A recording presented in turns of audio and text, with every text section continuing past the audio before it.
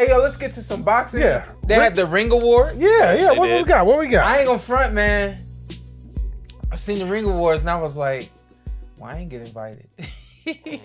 Funny was, I was looking, I'm like, where's Sean at? But he didn't tell me he was going. Yeah, but this type of shit that Sean be at. Yeah. This the type of shit that Sean be at. Yeah. I was like, why I ain't get invited? So, but that seemed to be like some pretty exciting stuff. Yeah. Going on over there in London, England. That was a nice party. I would like to be at. Would you like to be at that party? No. No. Damn it! I knew I shouldn't ask the all right. Boxer of the year, Alexander Usyk. We didn't cover that last Alexander Usyk. No, we didn't. No, we didn't. Oh, Alexander Usyk was everybody's fighter. Yeah, of the hard year. to argue that. I ain't taking it away from him. Yeah, he's everybody's fighter of the year. Yep. But we forgot to cover that last week. So he was he was your fighter of the year as well, right? Yeah. He ascended to the pound for pound throne. Yeah. So how can it not go to him? Female boxer of the year, Your girl, Gabriela. Fundora. Yeah. She's not Smashing Italian, him. but Smashing them. And exciting, beautiful smile, beautiful energy, can box her ass off and big and just know what she doing, man. That really truly is the future of women's boxing right there. we got a fighter of the year, Raymond Ford. Oh, you got something to say about her? she'll be multiple. It's just a question: how many weights can she go up? She got the frame to go up several weight classes and replicate what she's already done. So. What do you think she maximized at, weight wise? Max out 140. 140. Yeah, I was gonna say lightweight or 130. 130. Okay. Yeah, 135. I was gonna say, Because 130. like you said, she's very tall. So, Yeah. I mean, okay. Yeah. Fighter of the year, Raymond Ford versus, I don't know who this dude. Palmatov. That was a really good boxing match. Really That was good my boxing favorite match. fight of the year. Was it? Really? It actually was, yeah. Did you do any year on I didn't. No, I was too busy. Sean Zittel? Is it bad. coming this week? It's not. Okay. Sorry. Well, What happened? I have no Fight awards. of the years awards on the show. Well, I mean, who out there is saying, I wonder if I won the Sean Zittel fight of the year. A lot of people. You're right. No, A lot of people. You're very respected in this game. I tell you that Thank all you. the time. I'm sure that's what they're all striving The for. Z Awards. Well, they're gonna have to fight harder. No one gets an Use it. award this year. Next year, He got one for you. The Z Awards. the Z Awards. Woo! Okay. Hey, Yeah. I think that's a good one. and then send him a trophy of your hair. Hey, I'm gonna just go beyond him and I'm gonna just change everything. And do it yourself. I'm changing the name of his show. All that. He just gonna sign on one day and see, the Z Effect. Oh, it's pretty cool. The Z Effect. Okay. Event of the year, Usyk Fury 1. It was Jake Paul, Mike Tyson, unfortunately. Yes, it was. Yeah. But it wasn't a Riyadh season event, Yeah. so they didn't give. No, that's not fair. They gave it to Ford Klomatov, which wasn't a Riyadh season event. So, because they own the ring. Yeah, I hear what you're saying, but hey, you gotta speak your mind, man. Let me be a hater. I'm hating. Please continue. KO of the year, Dubai over Joshua. Allow me to hate some more. Okay, keep going. Great win by Daniel Dubois. That was Awesome a win. hell of a win. Hell of a win. That was a hell of a Goddamn fight, it. too. That was a hell of a fight. But Angelo Leo was KO of the year. That was a good KO. Man, we had him on right after, right? Yeah. Yeah, that was a hell of a KO. Yeah. All right. I love the pushback. Hate. I love this one. This one is gonna get him to his Z effect. That was Watch. knockout of the year. This is going. Why? Because they're heavyweights? And tell him what your knockout of the year was. The young man from H2O. Yeah, H2O. Yeah. Ashton Silver. Yeah. Yeah.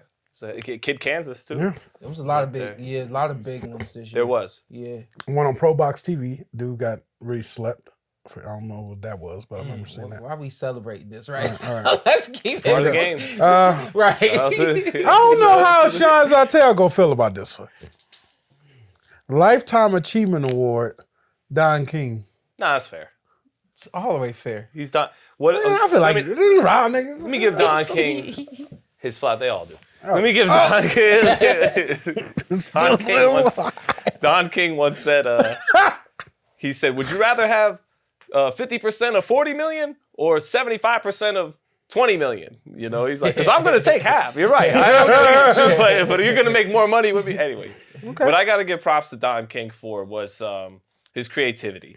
If without Don King, Ali Frazier 3 just would have been another great heavyweight fight in the Garden, like their first fight was. It was him who conceived Thrilla in Manila. Ali was going to fight George Foreman with Top Rank, I believe, in America. That fight was going to be Ali Foreman probably in the Garden, and then it was Don King who was desperate and creative enough to tell Muhammad Ali, what about this idea? You go to the motherland, you fight him in Africa, and he sold Ali on that vision. And even these stacked cards you see now in Riyadh, Night of Champions, that was a big one by Don King. Night of the rematches, the revenge, the rematches was a big card he had.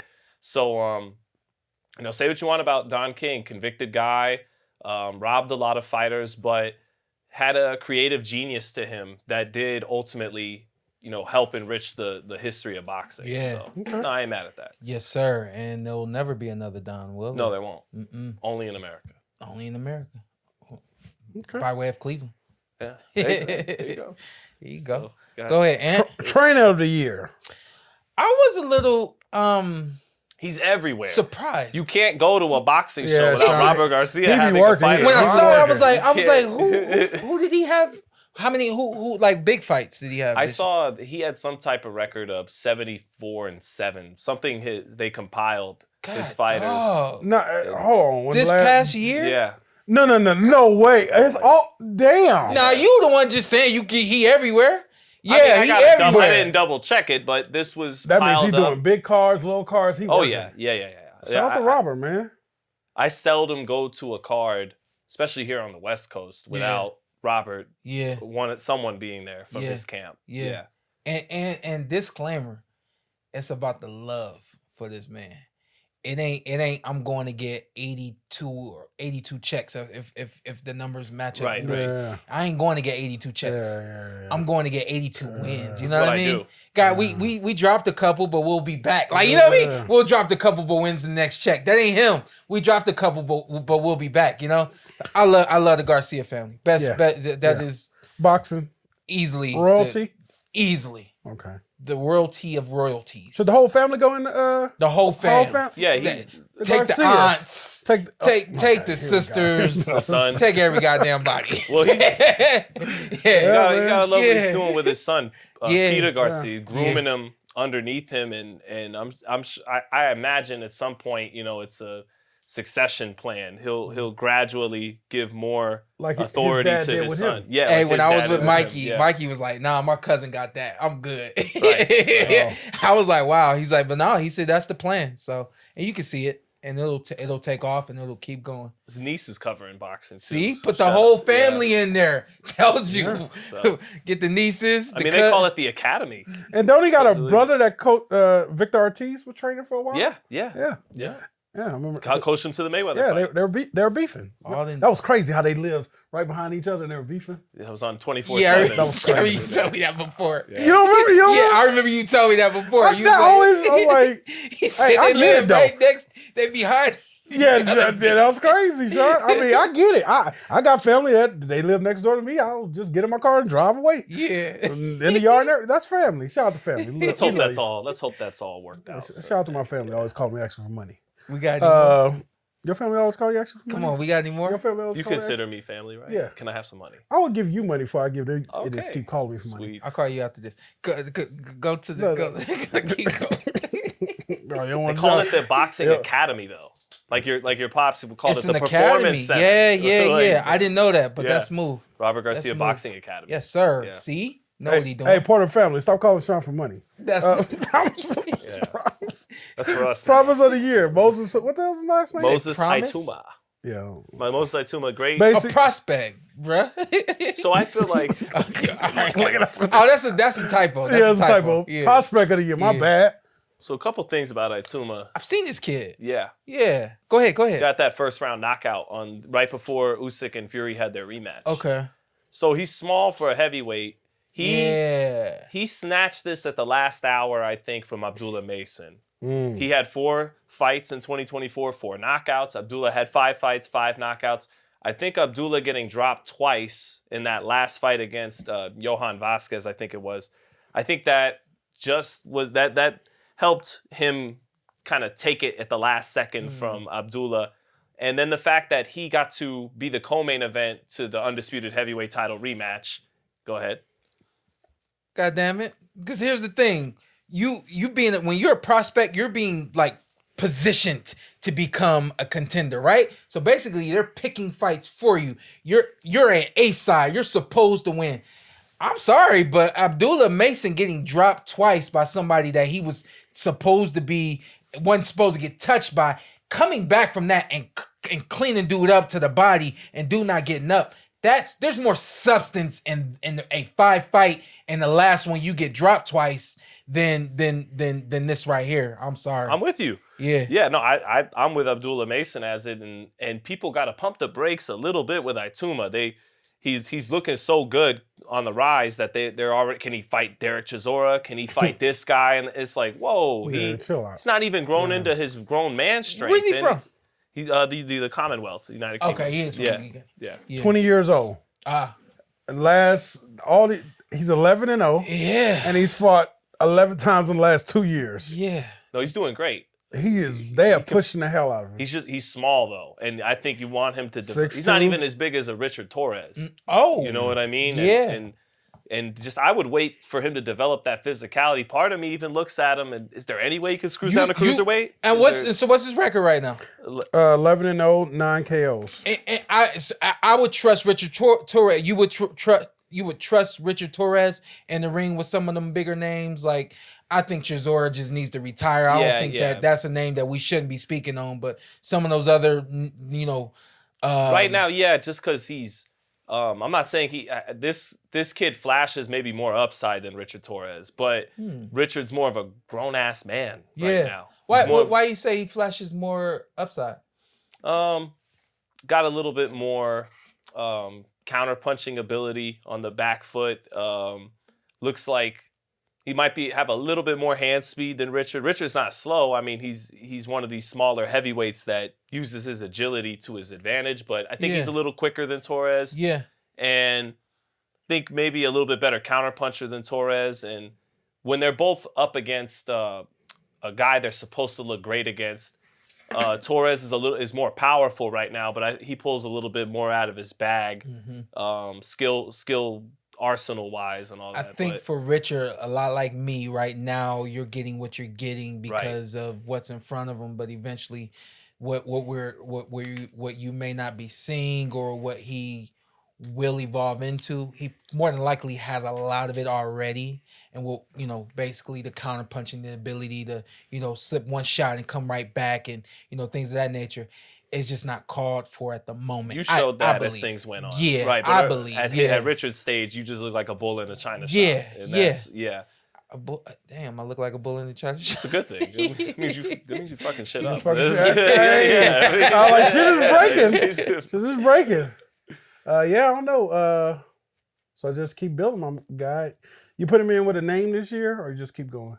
Just keep doing it. Keep doing it. Yeah. 2026. The name start contenders. Yeah. Okay. Again, when I watch him, part of me wishes he could squeeze down the cruiser at this stage in his career, and because he's not a big heavyweight, but he shows a lot of promise. It makes me think of Jared Anderson. Any rumors on Jared coming back yet? Yeah, Marios Kolias is who he's returning. I can't remember if it's on Keyshawn's card or a card soon thereafter. It's on Keyshawn's card. It's on Keyshawn's card. Marios Kolias, yeah. 12-3-1. Yeah. Going back and rewatching that Bacoli fight, watching it through the lens of what you want to see from Jared, it was frustrating.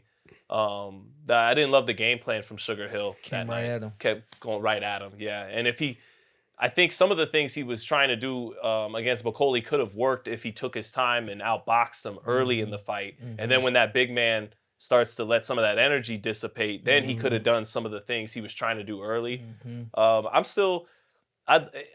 Watch the silver lining for Jared in that fight was you admit to all of us it's not like you love this thing at 110%, and you still got up. Like, you showed you're a fighter. Every time you got dropped, you got up and kept going at the bigger man. Imagine what you could do if your heart is on fire for this at 110%. And yeah, he's got the technical stuff with the chin up, but beyond that, he still has so much talent and ability. I'm rooting for Jared Anderson to come all the way back. And I just think a Jared Anderson that realizes his potential can go very far in the heavyweight division still. So for me, it was just seeing the mental space that he had been in. and then that specific fight and that knockout, and he got up every single time. You're right, 100%. But I felt like that could be the recipe that stops who I feel is going to be the next great heavyweight world champion from America. I can't count out Richard Torres. I think Richard, he's going to get there. It's for him. It's about timing. I feel like with Jarrett, with the head on right and the right game plan, the right preparation, I still believe that he could fight with just about anybody in the world heavyweight champions now. The Daniel Dubois, the Anthony Joshua, and kind of list goes on. No, a rematch with Bacoli. A rematch even. Got to go trust the rebuilding process, but he could do it one day. Yeah.